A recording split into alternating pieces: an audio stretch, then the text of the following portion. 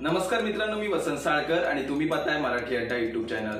मित्रांनो, मुख्यमंत्री माझी लाडकी बहीण या योजनेचे जुलै व ऑगस्ट या 2 महिन्याचे प्रत्येकी 1,500 रुपये म्हणजेच एकूण टोटल 3,000 रुपये जे आहेत ते पात्र लाभार्थी महिलांच्या बँक खात्यामध्ये दिनांक 14 ऑगस्ट 2024 पासून जमा करण्यास सुरुवात करण्यात आलेली आहे। मित्रांनो, दिनांक 17 ऑगस्ट 2024 रोजी एक कार्यक्रम घेऊन पुण्यामध्ये या योजनेचा शुभारंभ करण्यात आलेला आहे।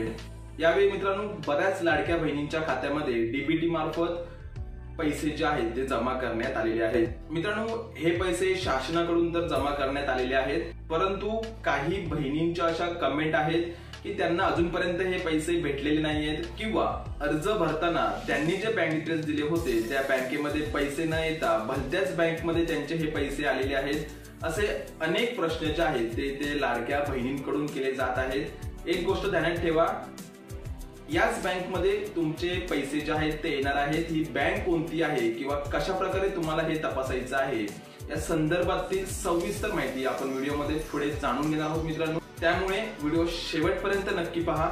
तुम्ही जर चॅनलवरती पहिल्यांदा आला असाल तर चॅनलला सबस्क्राइब करून ठेवा, सोबतच आमच्या टेलिग्राम ग्रुपला सुद्धा जॉईन करा, जेणेकरून अशा नवीन व प्रत्येक महत्त्वपूर्ण माहितीची अपडेट तुम्हाला भेटत जाईल। चला तर मग मित्रांनो, व्हिडिओला आपण सुरू करूया। तर मित्रांनो, मुख्यमंत्री माझी लाडकी बहीण या योजनेचा पहिला व दुसरा हप्ता जो आहे तो जुलै व ऑगस्ट महिन्यासाठी होता आणि या 2 हप्त्याचे वितरण जे आहे ते 3,000 रुपयांचे वितरण इथे लाडक्या बहिणींच्या बँक खात्यामध्ये करण्यात आलेले आहे। अतिशय महत्त्वाची माहिती सांगतोय, नीट लक्ष देऊन ऐका। हे जे पैसे आहेत हे 3,000 रुपये डीबीटी मार्फत तुमच्या बँक खात्यामध्ये जमा करण्यात आलेले आहेत। त्यामुळे तुमच्या आधार कार्डला जे बँक अकाउंट तुमचं सीडिंग आहे त्याच बँक खात्यामध्ये हे पैसे जमा करण्यात आलेले आहेत। पुन्हा एकदा सांगतोय, हे जे पैसे आहेत हे डीबीटी मार्फत तुमच्या बँक खात्यामध्ये जमा करण्यात आलेले आहेत।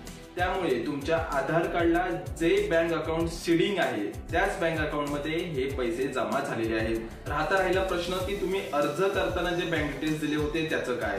तर इथे एक गोष्ट लक्षात ठेवा, अर्ज करताना तुम्ही जे बँक डिटेल्स दिलेले आहेत त्या बँक तपशिलाचा किंवा त्या बँक डिटेल्सचा इथे काहीही संबंध नाही।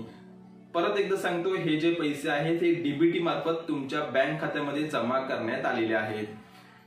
पैसे तर आता डीबीटी मार्फत जमा करण्यात आलेले आहेत, मग आपलं अकाउंट हे आधार सीडिंग आहे की नाही हे कशा प्रकारे तपासायचं एका मिनिटात सांगतोय। तुम्ही हे घर बसल्या सुद्धा करून पाहू शकता।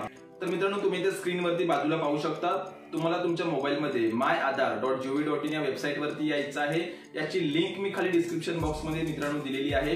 त्या लिंक वरती क्लिक करून तुम्ही डायरेक्टली या पेज वरती येऊ शकता। इथे नंतर लॉग इन करण्यासाठी तुम्हाला इथे तुमचा आधार नंबर, त्यानंतर खाली कॅप्चा टाकायचा आहे। कॅप्चा भरून झाल्यानंतर सेंड ओटीपी करायचा आहे। 6 अंकी एक ओटीपी येईल, तो ओटीपी भरून घेऊन लॉग इन करायचा आहे। लॉग इन केल्यानंतर मित्रांनो 5व्या क्रमांकाला तुम्ही पाहू शकता आधार सीडिंग स्टेटस, त्यावरती तुम्हाला क्लिक करायचं आहे। तर मित्रांनो, इथे बँक सीडिंग स्टेटस ऍक्टिव्ह असणं गरजेचं आहे। जर तुमचा बँक सीडिंग स्टेटस ऍक्टिव्ह नसेल तर तुम्हाला हे जे पैसे आहेत ते पैसे तत्काळ भेटणार नाहीयेत। तर त्यासाठी तुम्हाला ज्या बँकमध्ये तुमचं खातं आहे त्या बँकमध्ये जाऊन आधार सीडिंग जे आहे ते करून घ्यायचं आहे। इथे एक सोपी पद्धत आहे मित्रांनो, 24 तासामध्ये तुम्ही तुमच्या आधार कार्डला बँक सीडिंग जे आहे ते करून घेऊ शकता। ते कशा प्रकारे करून घ्यायचं ते सांगतो। तत्पूर्वी तुम्हाला जर मित्रांनो व्हिडिओ आवडत असेल तर व्हिडिओला एक लाईक नक्कीच करा, सोबतच चॅनलवरती तुम्ही नवीन आला असाल तर चॅनलला नक्कीच सबस्क्राइब करून ठेवा। तर मित्रांनो, जर तुम्हाला बँक सीडिंग 24 तासामध्ये करून घ्यायचं असेल तर तुम्ही कशा प्रकारे करू शकता ते आपण जाणून घेऊयात। एक गोष्ट लक्षात घ्या, प्रत्येक गावामध्ये एक पोस्ट ऑफिस असतं।